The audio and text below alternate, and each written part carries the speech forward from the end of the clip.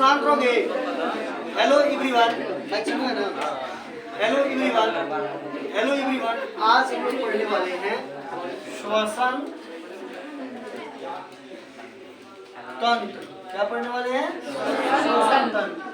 ठीक है, तो ये जो श्वसन तंत्र हम लोग पढ़ेंगे,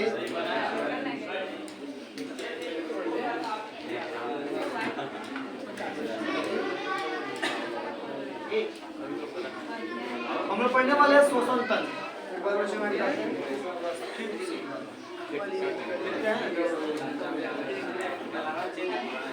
हेलो एवरीवन, आज हम लोग पढ़ने वाले हैं श्वसन तंत्र। क्या पढ़ने वाले हैं?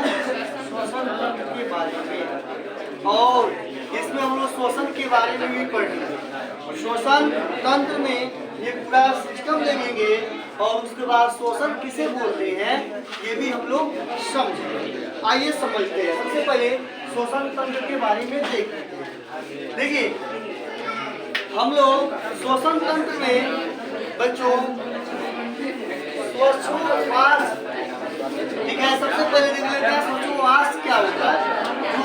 जो श्वासोच्छ्वास होता है शांत रहोगे। श्वासोच्छ्वास जो होता है इसके अंतर्गत हम लोग सांस अंदर लेते हैं और सांस बाहर छोड़ते हैं।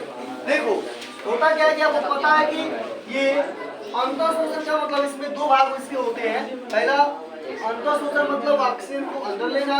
देखो इसके माध्यम से हम ऑक्सीजन ले रहे हैं नाक या मुंह के माध्यम से, और ये हमारे फेफड़ों में चला जा रहा है। चला गया ना, तो ये कहलाएगा अंतःश्वसन। इसके लिए होता क्या है कि जब हम लोग सांस लेते हैं तो जो डायाफ्राम होता है वो नीचे की तरफ ऐसे सिकुड़ेगा नीचे की तरफ, और हमारा जो फेफड़ा है इसका आयतन बढ़ जाएगा, और इसमें ठीक है तेजी से क्या है ऑक्सीजन अंदर खींचा हुआ चला जाएगा। और जब ऑक्सीजन लेते हैं तो यह अंतःश्वसन होता है, और जब फिर जो डायाफ्राम है ये डायाफ्राम फिर अपनी अवस्था में आता है तो फेफड़ा जो है कि सिकुड़ जाता है, जिसकी वजह से जो कार्बन डाइऑक्साइड है वो गैस बाहर निकल जाती है। इतना समझ में गया ना? अब आइए चलिए इस श्वसन तंत्र को समझने का हम लोग प्रयास करते हैं डिटेल में। देखो बच्चों, इसमें हम देखेंगे सबसे पहले कि ये नाक, जिसे हम लोग नासाद्वार बोलते हैं, और ये मुख गुहा, ठीक है। ये जो नाक होता है, नाक और मुख गुहा आप देखेंगे दोनों का नली एक ही में जाके जुड़ा हुआ है ना, और यह जाके नीचे की तरफ एक श्वास नली के माध्यम से ये दो फेफड़ों में ये प्रवेश कर जाता है। कौन? ये हमारे नाक और मुंह से जो नली निकली है ये यहीं पे आप देखेंगे ये कंठ होता है जिस पर हवा जाता है, ये वाइब्रेट होता है जिसकी वजह से आवाज बनती है, और यहीं पर एक पाइप निकली होती है जो कि ठीक है भोजन नली होती है। क्या होती है बच्चों?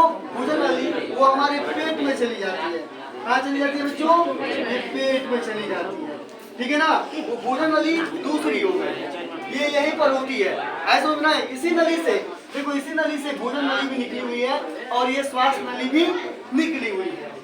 समझ में आ गया ना? चलिए देखिए होता क्या है बच्चों कि जो भोजन नली है, ठीक है, जरा इसको हम समझा देते हैं आपको। जब हम ठीक है खाना खाते हैं तो यहीं से भोजन नली है, ये इस पे एक घाटी ढक्कन होता है। जब हम खाना खाते हैं तो ये जो फेफड़ा वाला जो ये ढक्कन है ये बंद हो जाएगा और भोजन जो है हमारे पेट में चला जाएगा। और जब हम लोग खाना नहीं खाते सांस लेते हैं तो ये जो पेट वाला जो ढक्कन है बंद हो जाता है, और फेफड़े वाला ढक्कन ये जो है ये ढक्कन ये खुल जाता है, और जो सांस है वो फेफड़ों में जाने लगती है। इसका मतलब एक बार में कोई हम एक ही काम कर पाते हैं और एक ही ढक्कन खुलता रहता है और बंद होता है। जैसे कि खाना खाया निकलेंगे तो गले में ऐसे करते हैं, तो ये जो हमारा जो भोजन नली है, ठीक है, ये भोजन नली के माध्यम से खाना जो है घाटी खुल जाएगा, खाना पेट में आ जाएगा मासे में, और उस तरह भोजन नली का ये जो घाटी है बंद हो जाएगा, घाटी ढक्कन, और उसके बाद जो सांस है वो फेफड़ों में जाता रहेगा। समझा गया ना? और जब खाना खाते हैं ना तो इसी दौरान खाना खाते हैं उसमें होता क्या है बच्चों कि खाना खाते समय जब हम हंसते हैं, ज़्यादा बात करते हैं, बोलते हैं, तो होता क्या है कि जो खाने के जो पार्टिकल है, ठीक है, ये देखो ये जो ढापन है, ये ढापन से इसे बंद नहीं हुआ रहता है, और कुछ खाना का पार्टिकल जो है वो श्वास नली में घुसने लगता है, और भोजन नली में ना जाकर श्वास नली के मुंह पे आकर रुक जाएगा, नहीं तो घूमने लगेगा, जिसकी वजह से हमें सांस लेने में दिक्कत होती है, लगता है कितना अटका हुआ है, ठीक है, कितना प्रेशर लगा हुआ है हमारे गले पे, क्या फंस गया, ठीक है। जब पानी वानी फिर पीते हैं मुंह के रास्ते, तो ये ठेला के फिर हमारे भोजन नली में चला जाता है। इस प्रकार, ठीक है, हम लोग ठीक इस तरह खाना जो है हमारे गले में फंसता है और ये फिर हमारे पेट में चला जाता है। आइए देखते हैं, देखिए ये जो नासा है, नासा के बीच ये जो नाक है, नाक में 2 छिद्र है, इसके बीच में ये यहाँ पर ये नासा पटल है, ठीक है, जो 2 भागों में नाक को बांटता है। नाक के अंदर, ठीक है बच्चों, श्लेष्मा कला पाई जाती है, जिसे श्लेष्म कला बोलते हैं। ये जो अंदर की दीवार है, जो कि चिपचिपी सी श्लेष्म पैदा करती है, ये जो श्लेष्म होता है बच्चों, ठीक है, ये लिक्विड मटेरियल होता है, और इसी श्लेष्म के अंदर कोई भी धूल लग जाएगा तो चिपक जाएगा, फिर हम नाक में प्रेशर दे के बाहर उसको निकाल सकते हैं। और नाक के अंदर रुएं भी लगे होते हैं, बाल लगे होते हैं, जिसमें धूल लगकर चिपक जाता है और बाहर निकल जाता है, कोई भी चीज नाक के अंदर नहीं जाता। आगे समझना, देखो बच्चों, अब देखते हैं कि जैसे नाक के अंदर कोई धूल लगकर घुसता भी है, तो हमारा जो शरीर है वो समझ जाता है कोई धूल लगकर आ रहा है, और कस के फेफड़ों से एक साथ वायु बाहर निकलती है और नाक में सारा चीज हम बाहर कर देते हैं, इसे छींकना बोलते हैं। आइए चलते हैं, अब देखते हैं, देखिए ये नासा द्वार और मुख गुहा दोनों कहाँ खुल रहे हैं, ये ग्रसनी, ये गले में खुल रहे हैं, और ये जो ग्रसनी है यहीं पर ये जो क्या है, ये जो पाइप है, ये कंठ है, इसमें आवाज बनता है, और एक पाइप जो है श्वास नली, ये ठीक है, लगभग इसकी जो लंबाई 10 से 12 सेंटीमीटर होती है, ये नली होती है, और इसके ऊपर सी के आकार का बच्चों, किसके आकार का, सी के आकार का पसली लगा होता है। क्या लगा होता है, ये सी के आकार का एक पसलियां लगी हुई है, ठीक, जिसकी वजह से ये जो हमारी जो पाइप है ये आपस में चिपकती नहीं है। देखो इसी को देखकर मुझे लगता है कि जो कूलर का जो पाइप होता है वो ऐसे ही चूड़ीनुमा बनाया गया होता है, जो या जो पंप सेट जो होता है ना, जिससे पानी निकाला जाता है, उसकी जो सक्शन पाइप होती है ऐसे ही चूड़ीनुमा होती है। इसको भी मुझे लगता है कि ऐसे ही इसी यहीं से देख के बनाया गया है, क्योंकि जब चूड़ीनुमा ऐसे ऐसे गोल गोल गोल है ना, इसकी वजह से वो चिपकेगा नहीं। अभी नॉर्मल सा कोई पाइप होगा, ठीक है, अभी पानी रहेगा तो कूलर रहेगा, पानी अगर निकल जाएगा तो आपस में चिपक जाता है, ऐसा हो जाता है बच्चों। तो हम लोग का अगर श्वास नली चिपक जाए तो हम लोग सांस ले पाएंगे, नहीं ले पाएंगे, हमेशा ये गोली रहती है। कूलर का पाइप देखा होगा ना, ऐसे चूड़ीनुमा होता है, सेक्शन पाइप भी चूड़ीनुमा होता है, उसमें भी एक पाइप आता है पतला वाला मशीन लगता है, जिससे पानी बाहर निकलता रहता है, वो भी चूड़ीनुमा होता है, इसीलिए चूड़ीनुमा पाइप बनाया गया है। मुझे लगता है यहीं से देख के बनाया गया होगा, अब जो भी हो यहीं से आइडिया मिला होगा हम सबको। अब देखिए आगे बढ़ते हैं बच्चों, देखेंगे कि ये जो हमारा श्वास नली है ये नीचे की तरफ बच्चों बढ़ती हुई 2 शाखाओं में बढ़ जाती है। जब बढ़ती है इसे हम लोग श्वसनी बोलते हैं। क्या बोलते हैं प्यारे बच्चों, श्वसनी बोलते हैं। कोई दिक्कत नहीं। अब ये जो श्वसनी है और आगे जाके, ठीक है, उप शाखाओं में बढ़ जाती है, और ये ढेर सारी शाखाओं में बढ़ जाती है, और आगे जाके ये जो गोल गोल दिख रहा है ना बच्चों, ये स्ट्रक्चर, इससे हम लोग देखो यहाँ पर ये दिया है, ये श्वसन श्वास नलिका है, जो कि ये शाखा इतना काट के, देखो इतना सा भाग काट के यहाँ पर दिखा रहा है। इसमें देखेंगे इसको हम लोग कुपिका बोलते हैं। देखो ढेर सारी कुपिका है, कितनी है बच्चों, ढेर सारी कुपिका है। आगे समझिए, इस कुपिका में छोटे छोटे ऐसे गुब्बारे लगे हुए हैं, ये गुब्बारे लगे हुए हैं, दिख रहा है आपको। इस गुब्बारे को हम लोग वायु कोष बोलते हैं। क्या बोलते हैं, वायु कोष। देखो एक स्वस्थ मनुष्य में वायु कोष एक फेफड़े में लगभग 15 करोड़ होता है। कितना होता है बच्चों, 15 करोड़, ठीक है ना, कितना होता है, 15 करोड़ होता है। और एक बच्चे में कितना होता है, कि जो नवजात शिशु होता है उसमें 2 करोड़ होता है। जो बच्चा पैदा होता है उसमें 2 करोड़ के आसपास में इसकी संख्या होती है एक फेफड़े में। दोनों फेफड़े में 4 करोड़, और हमारे फेफड़े में 15 करोड़ होगा, तो एक फेफड़े में तो दोनों मिला के 30 करोड़ के आसपास में ये कौन होंगे, वायु कोष होंगे। अब देखिए बच्चों होता क्या है, इसके ऊपर ना ये पिंजरा लगा हुआ है, जिसे पसलियां कहते हैं। इन पसलियों का काम होता है हमारे शरीर के अंदर का जो पार्ट यानी कि जो अंग है, जैसे फेफड़ा हो गया, तो यहीं पर एक हृदय भी होता है इसी के पीछे। ठीक है, उसको कोई भी धक्का मुक्की, कोई भी बाहरी जो प्रेशर, कोई भी दाब या चोट, ठीक है, लगेगा तो, और ये मजबूती, देखो पिजड़ा ये मजबूती प्रदान किया है जिससे कोई भी हमारे फेफड़ों को टच नहीं कर सकता, और फेफड़े पे थोड़ा बहुत भी कोई धक्का मुक्की अगर मारेगा तो पूरा ये पसली ही रुकेगा, फेफड़ों पे नहीं जाएगा, इसीलिए पिजड़ा लगा हुआ है पसली होगा। समझ में आ गया बच्चों? ठीक है। अब देखो बच्चों होता क्या है कि जो वायु है, अब रास्ता हम लोग समझ गए ना, देखो एक बार और समझ लेते हैं हम लोग। देखो अब ये वायु कैसे जाएगा, देखो जब ऑक्सीजन हम लेते हैं नाक के रास्ते, एक चीज और है बच्चों, एक आपको ट्रिक बता रहे हैं, ये हमेशा आप लोग याद रखना, ठीक है, आपके जीवन में कभी भी ये आप शायद आपको पता नहीं होगा, लेकिन हम कमाल का आपको एक, ठीक है, चीज बता रहे हैं। जब हम लोग सांस लेते हैं बच्चों ना, तो नाक से ही सांस लेते हैं और नहीं तो मुंह से ही सांस लेते हैं, दोनों काम हम, ठीक है, दोनों नाक और मुंह से एक बार में सांस नहीं ले सकते।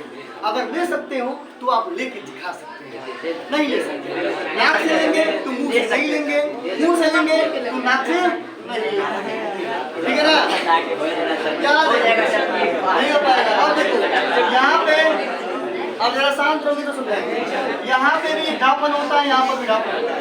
जब हम बच्चों मुंह से सांस लेते हैं तो मुंह वाला ढापन खुल जाता है, क्या बच्चों, मुंह वाला ढापन और नाक वाला ढापन बंद हो जाता है। जब हम नाक से सांस लेते हैं तो नाक वाला ढापन खुल जाता है, मुंह वाला ढापन बंद हो जाता है। आगे समझ में नहीं ले पाओगे, लेके दिखा दो, मुंह खोले रहो या बंद रहो उससे मतलब नहीं है, तुम नाक और मुंह से एक बार सांस लेके दिखाओ, नहीं ले पाओगे। तुमने क्या समझे हो, हमने ये कहा कि मुंह खोले रहो या बंद रहो उससे मतलब नहीं है, एक ही बार नाक और मुंह से एक ही बार सांस खींच के दिखाओ, नहीं बार ना तो हो जा रहा है।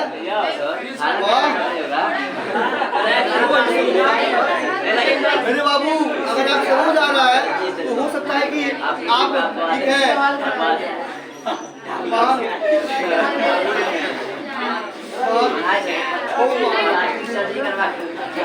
प्लास्टिक सर्जरी तो अंदर का प्लास्टिक सर्जरी होगा, नहीं हो पाएगा। अगर तुमसे हो जाता है तो तुम बहुत लकी हो, तुम कर पाते हो, तुम्हारे अंदर एक कला है करने, बस बात हो। ठीक है बच्चों, आगे ऑक्सीजन में होता है, अब देखो जब हम ऑक्सीजन खींचते हैं, फोटो जब लेते हैं बच्चों, तो नाक के रास्ते नहीं तो मुंह के रास्ते, ये ग्रसनी से होते हुए बच्चों ये कंठ द्वारा होते हुए कंठ को वाइब्रेट करेगा, इसकी वजह से कंठ से आवाज बनेगी, ये हमारे श्वसनी में प्रवेश करता है, श्वसनी से दोनों शाखाओं में प्रवेश कर जाता है, दोनों शाखाओं से बच्चों, ठीक है, क्या है बच्चों, ये श्वसनिका में प्रवेश करता है। देखो ये श्वसनिका कहलाता है, ये जो शाखा है श्वसनिका कहलाता है। श्वसनिका का सबसे लास्ट जो भाग है जिसे हम लोग कुपिका बोलते हैं, कुपिका के अंदर वायु कोश होते हैं, वायु कोश में ऑक्सीजन पहुंच जाता है, इतना समझा गया ना। और इस वायु कोश में ढेर सारे बच्चों, ठीक है, रुधिर की नलिकाएं होती है, चारों रुधिर की नलिकाएं होती है, ये रुधिर की नलिकाएं, ये ठीक है, ये जो नलिकाएं हैं सिरा भी हो सकती है, धमनी भी हो सकती है, क्या हो सकती है, सिरा भी हो सकती है, धमनी भी हो सकती है, ये याद रखना, जिसे हम लोग सिरा या धमनी बोलते हैं, क्या बोलते हैं,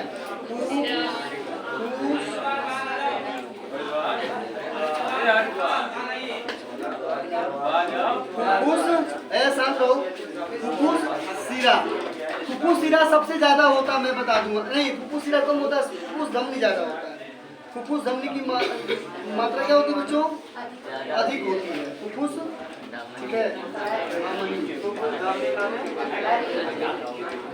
देखो मैं बता दूं आपको, दो तरह के रुधिर की नलिकाएं अपने शरीर में पाई जाती है, मैं बता दूं आपको, एक होता है बच्चों सिरा और एक होता है धमनी। आपके पूरे शरीर में सिराओं के अंदर, ठीक है, देखो मैं बता दूं आपके शरीर में ऑक्सीजन और कार्बन डाइऑक्साइड दोनों का फ्लो अलग अलग दिशा में होता है, अलग अलग रास्ते से, अलग अलग नलिकाओं से होता है।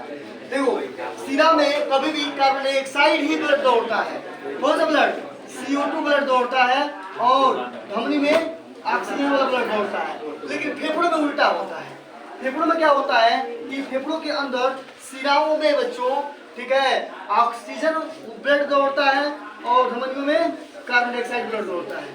ये याद रखना, जो सिराएं हैं ये सारी सिराएं लगी हुई हैं, ये सिराएं, ठीक है, सीधे आपके हृदय के पास लेके जाती हैं और उसके, ठीक है, बाएं साइड खुलती हैं, और बाएं चेंबर में खुल के, और ये ऑक्सीजनेटेड ब्लड जब हृदय जब सिकुड़ता है तो पूरे शरीर में ऑक्सीजन को पहुंचा देता है, और पूरे शरीर से कार्बन डाइऑक्साइड को लेकर ये, ठीक है, किसके माध्यम से, ठीक है, शिराओं के माध्यम से और धमनी, फुफ्फुस धमनी के माध्यम से ये हमारे फिर से फेफड़ों के वायु कोषों में ये फुफ्फुस धमनी के माध्यम से ऑक्सीजन को छोड़ता है। और जब ये कुपिकाएं देखो जब ये फैलेंगी, ये वायु कोष जो है जब फूलेगा गुब्बारे की तरफ, तो इसमें ऑक्सीजन भर जाएगा, और जब ये सिकुड़ेगा तो इसमें फिर देखो ऑक्सीजन क्या होता है, रुधिर की जो नलिकाएं है ना, इसी रुधिर की नलिकाओं में ढेर सारे रुधिर के कोशिकाएं पाई जाते हैं। ये कोशिकाएं दौड़ते रहते हैं, ये कोशिकाएं ऑक्सीजन को पकड़ लेंगे और फिर ये CO2 लेकर आ रहेंगे, CO2 को फिर से इन वायु कोषों में छोड़ देंगे। तो ये जो कुपिका फैला हुआ है इसमें से ऑक्सीजन निकल गया, फिर इसमें क्या आ गया, CO2 आ गया, फिर ये सिकुड़ेगा। तो जब ये सिकुड़ेगा कौन, ये कुपिका के अंदर के वायु कोष, जो कि लगभग दोनों फेफड़ों में मिला के 15 यानी 30 करोड़ के आसपास में होते हैं। जब ये सिकुड़ते हैं तो फिर जो वायु है यानी कि जो कार्बन डाइऑक्साइड है वो श्वसनिका से होते हुए, ठीक है, श्वसनी से होते हुए और फिर श्वास से होते हुए नाक के रास्ते, मुंह के रास्ते, ठीक है, कार्बन डाइऑक्साइड क्या है, बाहर निकल जाता है। आगे समझ में ना, ठीक है, जाता है, होगा समझ में आ गया। देखो ये आपका श्वसन और निश्वसन इसे ही बोलते हैं। ऑक्सीजन अंदर जा रहा है, इसका मतलब ये जो डायफ्राम है ये नीचे की तरफ बढ़ता है, तो ये फेफड़ा तनाता है, फेफड़ा फूलेगा, ठीक है, जिसकी वजह से अंतर शोषण होगा और फेफड़े में खाली जगह होगा, आयतन बढ़ेगा और ऑक्सीजन, ठीक है, प्रेशर के साथ हमारे फेफड़ों में समा जाएगा। और जब फिर जो डायफ्राम है फिर ऊपर की तरफ बढ़ता है, अपनी अवस्था में आता है, फेफड़ा सिकुड़ता है और फिर ये जो है कि कार्बन डाइऑक्साइड बाहर की तरफ निकलता है, तो इसे हम लोग निश्वसन बोलते हैं। क्या बोलते हैं बच्चों, निश्वसन बोलते हैं। ठीक है, अब श्वसन क्या होता है इसका मतलब समझ लेते हैं। ये तो संरचना आप लोग समझ गए बच्चों, क्या समझ गए, संरचना समझ गए, कोई दिक्कत, हाँ, सिरा जो धमनी है बाबू बता रहे हैं, जो सिरा होता है सिराओं में, ठीक, देखो अपवाद के तौर पे पहले तो मैं बता दूं आपको, सिरा में और धमनी में अंतर है। सिरा में कभी भी आपके पूरे शरीर में सिराएं फैली हुई हैं फेफड़े को छोड़ के, और वहाँ पर कार्बन डाइऑक्साइड ब्लड सिराओं में दौड़ता है और धमनी में ऑक्सीजन वाला रक्त दौड़ता है। समझ में आ गया, ठीक, मतलब ये दो प्रकार की नसें इसमें है। एक सिरा है जिसका जो सिरा होता है उसकी नलिका मोटी होती है, हमारी नलिका पतली होती है, और उसमें पहचान मजेगा वो सिरा है, उसके अंदर केवल कार्बन डाइऑक्साइड घूमेगा और जो कि शरीर से फेफड़ों तक कार्बन डाइऑक्साइड को लेके जाएगा। तो जो धमनी होता है वो हृदय से, ठीक है, कार्बन ऑक्सीजन को लेकर पूरे शरीर में पहुंचाता है और फिर वो कार्बन डाइऑक्साइड सिराओं के माध्यम से हमारे हृदय में आता है और फिर फेफड़ों में आता है। तो इस प्रकार कार्बन डाइऑक्साइड ब्लड सिराओं में और ऑक्सीजनेटेड ब्लड धमनियों में दौड़ता है। लेकिन उल्टा कब हो जाता है, फेफड़ों में। फेफड़ों में क्या होता है कि जो धमनी होता है, फेफड़ों में धमनी जो है वह हृदय में जाके खुलता है और उसमें जो ब्लड दौड़ता है वो दौड़ता है धमनी में कार्बन डाइऑक्साइड ब्लड, वो अपवाद के तौर पर, जिसे हम लोग पल्मोनरी धमनी बोलते हैं। और पल्मोनरी जो सिरा होता है जो, ठीक है, इसमें ऑक्सीजनेटेड ब्लड जो हृदय से होके हमारे फेफड़ों में जाके खुलता है, जिसमें ऑक्सीजन होता है। अभी भी आप कंफ्यूज हो गए होंगे, जब हृदय की संरचना पढ़ाएंगे तो समझ में आएगा। चलिए देखते हैं श्वसन। क्या बच्चों, श्वसन किसे बोलते हैं, ठीक है, देखो बच्चों, श्वसन में जब हम सांस लेते हैं बच्चों तो ये हमारे कुपिकाओं के अंदर आता है और इसी में से क्या होते हैं, वायु कोष होते हैं, इसके अंदर ऑक्सीजन बढ़ता है और यहाँ से रुधिर की जो कोशिकाएं होती है इस ऑक्सीजन को ले जाके पूरे शरीर की कोशिकाओं में, जैसे हाथ और पैर, ठीक है, सिर, ठीक है, पूरे शरीर के जो अंग है, हालांकि जो नाखून है, यहाँ तक ऑक्सीजन को पहुँचाती है। और जब हम खाना खाते हैं बच्चों, तो खाना हमारे जाके आमाशय में पचते हुए, छोटी आंत में पचते हुए और छोटी आंत के अंदर आंतरिक दीवारों से जो ग्लूकोज है, जैसे कि हम कार्बोहाइड्रेट ले रहे हैं, मुंह में 50% पाचन जाता है और जो 50% है वो हमारे, ठीक है, पेट में जाके पाचन होता है और छोटी आपकी आंतरिक दीवारों में जो रसायन होते हैं उससे अवशोषित होकर ग्लूकोज हमारे रक्त के माध्यम से पूरे शरीर के इस नाखून की कोशिकाओं तक भी पहुँचता है और पूरे शरीर के अंगों या कोशिकाओं तक पहुँचता है। कौन, ग्लूकोज। ग्लूकोज का बच्चों सूत्र क्या होता है, कौन बताएगा, ठीक है,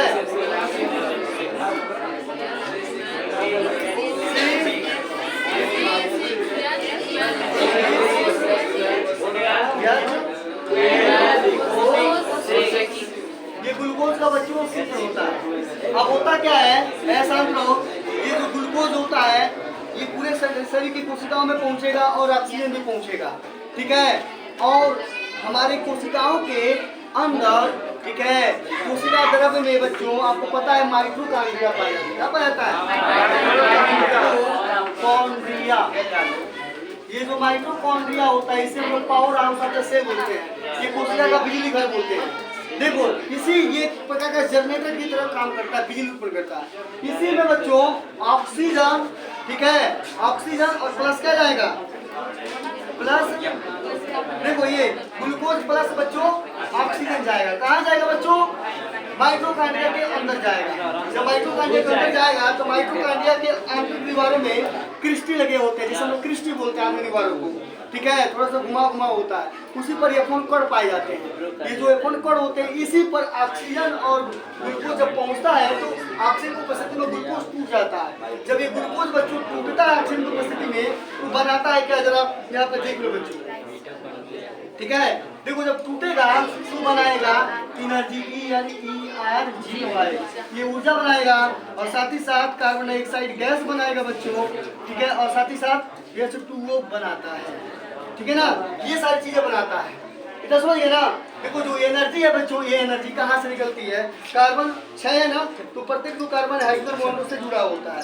6 कार्बन यहाँ पर 1 2 3 4 4 1 2 3 4 5 6, और ये जो कार्बन होता है इसमें हाइड्रोजन बॉन्ड से ही जुड़ा होता है। प्रत्येक हाइड्रोजन बॉन्ड से एनर्जी निकलने लगती है। क्या निकलती है बच्चों? ये एनर्जी निकलती है।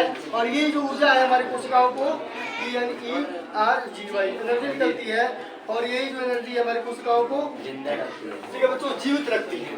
इस प्रकार, ठीक है, जो भोजन है यानी कि जो ग्लूकोज है इसका ऑक्सीकरण होता है ऑक्सीजन की उपस्थिति में, वो भी माइटोकॉन्ड्रिया के अंदर। इसे हम लोग श्वसन बोलते हैं। सांस लेना का मतलब होता है श्वासोच्छ्वास, ऑक्सीजन को अंदर लेना और CO2 को बाहर निकालना, ये सांस लेना कहलाता है।